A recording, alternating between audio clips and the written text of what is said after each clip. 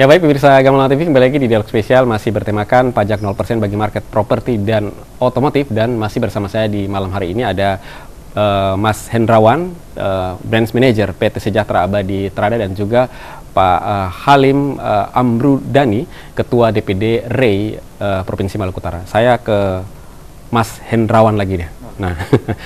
Nah, kalau kita lihat mencermati ya, pastilah kalau kebutuhan akan mobil itu juga sangat meningkat ya.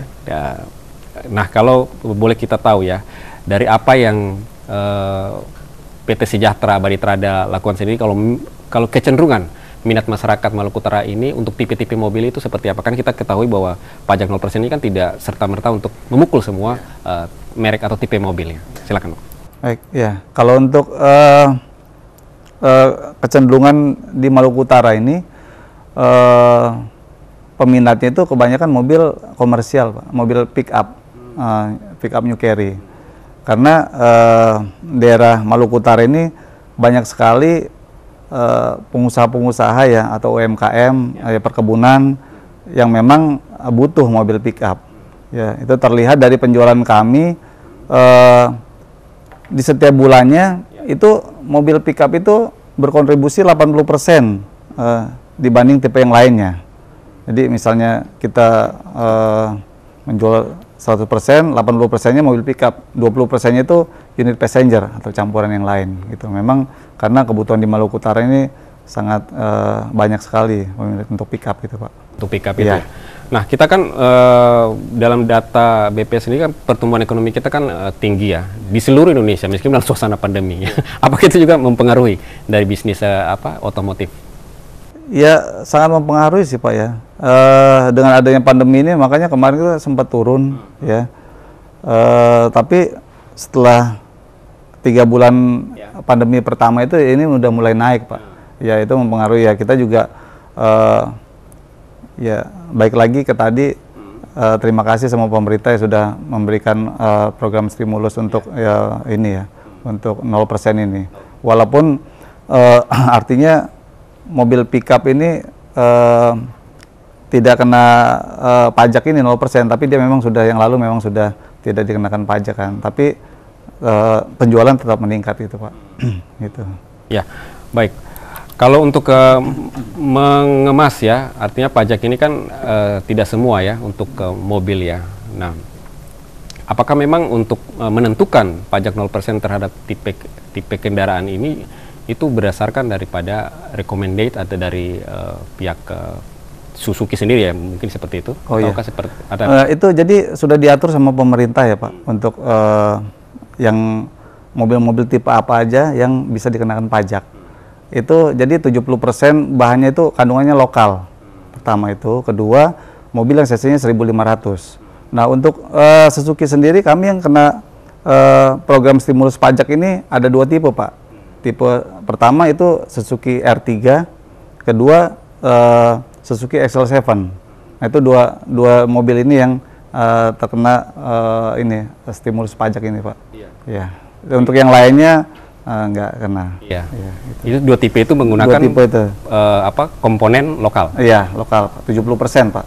Lokal. Ya, memang itu sudah ada peraturan dari pemerintah itu, Pak. Artinya itu. Ya, baik. Saya ke Pak Halim lagi nih. Ya. Nah, kalau tadi dikatakan ini masih kurang nih ya untuk perumahan komersil ya, masih sangat kurang sekali. Nah, kalau misalnya penerapan pajak 0% ini kan tadi sampai Agustus ya. Nah, apakah memungkinkan juga nanti teman-teman di pihak pengembang juga nanti akan bergerak untuk meningkatkan daripada segmen komersil ini? Ya, jadi sebenarnya kita tuh kembali lagi daripada market yang ada. Jadi untuk perumahan komersil itu kan harganya dia memang di atas 168 juta itu sudah masuk komersil. Karena kalau rumah subsidi itu harganya 168 jutaan. Jadi untuk wilayah Maluku Utara ini memang masyarakat yang menengah ke atas itu masih dibilang ya sekitar 20% lah gitu. Jadi ada teman-teman yang membangun rumah komersil penjualannya agak lambat. Walaupun ada insentif terkait dengan PPN 0% ini pun, kalau menurut saya, kalau waktunya sangat singkat begini, dampaknya belum terlalu terasa. Saya sih harapannya ini bisa diperpanjang sampai dengan Desember kan. Jadi kita bisa mensosialisasikan ini ke masyarakat, dan otomatis dengan adanya insentif PPN 0% ini, kita harga jual juga kita bisa diturunin lagi, sehingga masyarakat juga bisa mampu untuk membeli perumahan komersil itu sendiri. Karena perumahan komersil itu setahu saya terkait dengan PMK 21 ini kan, dia 0% itu harga dari maksimal dia 2 miliar. Kalau 2 sampai 5 itu kan dia 50% aja insentifnya. Jadi untuk kita meningkatkan penjualan atau pembangunan perumahan komersil itu untuk wilayah Ternate masih bisa lah. Kita lagi tingkatkan terus. Jadi tergantung lokasi. Kalau properti itu tergantung lokasi. Kalau lokasinya di Halmahera karena harga tanah di sana lebih murah, kita masih bisa jual harga-harga subsidi. Tapi kalau di Ternate tergantung daerah juga. Kalau daerah-daerah kota udah agak mahal tanah, jadi kita terpaksa harus jual rumah-rumah komersil seperti itu. Ya, masih potensial ya untuk wilayah Ternate ya. Iya, untuk Ternate masih potensial. Nah, kalau secara umum gambaran untuk minat ya, tadi katakan soal market ya, antara komersil dan subsidi, mana yang paling dominan? Kalau untuk saat ini yang paling dominan rumah subsidi. Karena yang tadi saya bilang, masyarakat yang ini namanya MBR, masyarakat berpenghasilan rendah itu lebih banyak. Jadi PNS, TNI, Polri itu mereka lebih banyak ambil rumah subsidi. Karena rumah subsidi itu selain disubsidi sama pemerintah terkait dengan bunga banknya, dan dia juga tidak dikenakan PPN. Nah, jadi itu PPN 0% itu. Nah, jadi itu yang lebih banyak diminati masyarakat, karena itu tadi harganya murah, terus angsurannya juga murah. Jadi daripada ngangsur, tadi kan ngangsur mobil ya, ini dia ngangsur rumah itu kan dia tiap tahun naik tuh harganya. Kalau mobil mungkin dia tiap tahun bisa turun ya, kalau otomotif. Nah, tapi ini dia angsurannya tetap dia cuma 1 jutaan kalau rumah subsidi itu. Nah, jadi di situ masyarakat sangat terbantu daripada dia ngekos kan. Dia kalau punya rumah subsidi, dia punya rumah sendiri, jadi dia bisa kembangin rumah itu gitu. Seperti itu. Jadi lebih banyak itu masyarakat berpenghasilan rendah yang memilih rumah subsidi. Ya, menjadi konsumen ya? Iya, menjadi konsumen. Ya. Baik. Nah, tadi dikatakan bahwa untuk penjual sebuah rumah di masa pandemi kan agak sulit juga ya. Satu unit laku dalam sebulan itu sudah syukur ya. Iya. Nah, bagaimana teman-teman di Ray sendiri untuk mengemas ini agar tetap harus bisa bertahan? Apakah memang ada strategi pemasaran yang mencoba adaptasi di era pandemi? Iya. Memang kita ada beberapa strategi bagaimana kita bisa bertahan ya. Jadi zaman sekarang ini bisa bertahan sudah alhamdulillah, apalagi di dunia properti karena dampaknya itu langsung di kita. Cuma kita tadi kan punya semangat bagaimana untuk kita bisa produktif.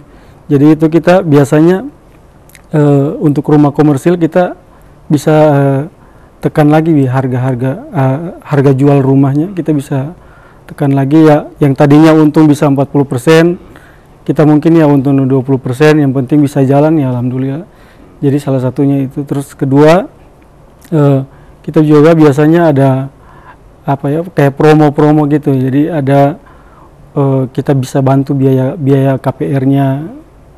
Jadi biasa di properti itu ada namanya biaya KPR, dia kan ambil kredit di bank. Nah, itu kita bisa bantu dia punya biaya. Ya, itu trik-trik kita aja seperti itu. Jadi dengan harapan masyarakat lebih tertarik gitu untuk ngambil rumah. Terus kita perbanyak lagi kan sekarang media promosinya kan banyak di media sosial. Jadi itu juga kita manfaatkan untuk bagaimana kita mensosialisasikan atau kita menjual perumahan kita di lewat media sosial. Dengan begitu kita lebih banyak mengurangi kos. Kalau dulu kan kita biasanya lewat media koran ya. Mainstream ya. Ya, jadi kalau sekarang lebih media sosial, jadi kita tidak kena biaya lagi. Nah, biasanya kita ada biaya marketingnya juga itu cukup tinggi juga, tapi dengan adanya media sosial orang sekarang banyak di rumah, jadi banyak lihat HP kan. Jadi mereka cuma bisa lihat dari HP aja udah bisa mereka hubungi kita seperti itu. Itu ya. Iya. Baik, luar biasa. Nah, saya ke Mas Hendrawan ya. Kalau pajak 0% sudah Maret ini ya, sudah Maret ini, dan 2 tipe kendaraan yang ada ya di bisa Suzuki sendiri. Nah, ini sudah ada enggak yang mulai minat untuk memanfaatkan ini dalam hal untuk mendapatkan 2 tipe kendaraan itu? Oh iya, baik. Ya untuk penjualan sendiri kami memang dengan adanya PPNBM ini itu minat masyarakat memang ya sangat antusias ya. Kalau dilihat dari perolehan SPK kami dari tanggal 1 kemarin sampai tanggal sekarang itu naik 130%, Pak. Ya, tinggal realisasi kita proses sampai akhir bulan ini ya untuk serah terima dan lain-lain gitu, Pak. Artinya memang marketnya naik gitu dengan adanya pajak ini, Pak. Iya. Ya, stimulus ini. Ya, untuk 2 tipe tadi kendaraan. Ya 2 tipe tadi naik. Ya tipe lain juga sama naik juga sih, Pak, sebetulnya, Pak. Karena kalau dilihat di sini yang lalu kan pemerintah kan ngumumin dan ada pemotongan pajak ya PPNBM. Cuman masyarakat itu masih nunggu-nunggu, Pak. Tipe apa aja sih yang dipotong kan gitu. Jadi semua itu nunggu. Nah, baru keluar peraturan yang awal bulan kemarin bahwa tipe-tipe Suzuki itu yang keluar cuma 2. Ternyata yang R3 sama SL7. Sama di merek lain pun sama, Pak. Cuman beberapa tipe aja yang keluar gitu di kompetitor juga. Ya akhirnya mungkin masyarakat setelah tahu itu ya tetap beli juga ya, karena mereka ada nahan sebentar kan gitu kan terkait dengan pengumuman pemerintah itu tentang pajak itu, Pak, gitu. Oke ya. Baik. Nah, ada kesempatan barulah uang mereka dikeluarkan untuk membeli mobil ya, kira-kira seperti itu. Nah, berapa potongan yang bisa dimanfaatkan oleh masyarakat ya dengan kebijakan ini? Oh iya, ya untuk potongan kebijakan ini lumayan, Pak. Ya, kita dari mulai 11 juta sampai dengan 14 juta potongan kebijakan per tipe, Pak. Itu potongan itu kan dipotong dari harga on the road. Nah, belum lagi ditambah lagi diskon, Pak. Jadi lumayan. Gitu. Jadi potongannya double lah, apa bilang gitu kan. Nah, kalau mereka misalnya kredit kan itu bisa pengurangan DP juga. DP-nya bisa lebih rendah, angsurannya bisa rendah gitu, Pak. Jadi memang sangat membantu sekali ya untuk ya yang peminat beli mobil ini, Pak, saat ini gitu, Pak. Iya. Nah, kalau dengan 2 tipe itu ya mungkin ada juga mungkin warga di sana yang menginginkan juga jangan di 2 tipe ini lagi, tipe-tipe yang lainnya. Ada seperti itu? Ya ada sih, cuman kan memang peraturan ini kan sudah diatur, Pak. Ya. Kita sebagai ATPM juga nggak bisa asal kasih juga kan, artinya kan itu memang sudah ditentukan oleh pemerintah, tipe-tipe aja mungkin di Suzuki ataupun di merek-merek lain juga sama, Pak, jadi ditentukan. Ya paling kami ya tetap memberikan program yang terbaik lah di tipe-tipe walaupun tipenya itu tidak terkena dampak pajak ya. Kita juga kerjasama dengan lembaga pembiayaan leasing ya untuk memberikan DP murah lah, artinya turun DP dan angsuran yang terjangkau gitu, Pak, sehingga tipe-tipe lain juga bisa tetap ini ya laku terjual gitu, Pak, peminatnya banyak gitu. Ini itu sih, Pak. Ya, strategi ya yang coba dikemas oleh teman-teman di penjualan ya maupun di perumahan ya dalam suasana ini. Kita akan break lagi di segmen berikutnya. Baik pemirsa Gamal TV, jangan beranjak dulu dari layar kacanya, masih tersisa beberapa segmen untuk Anda dalam dialog spesial malam hari ini. Tetaplah bersama kami.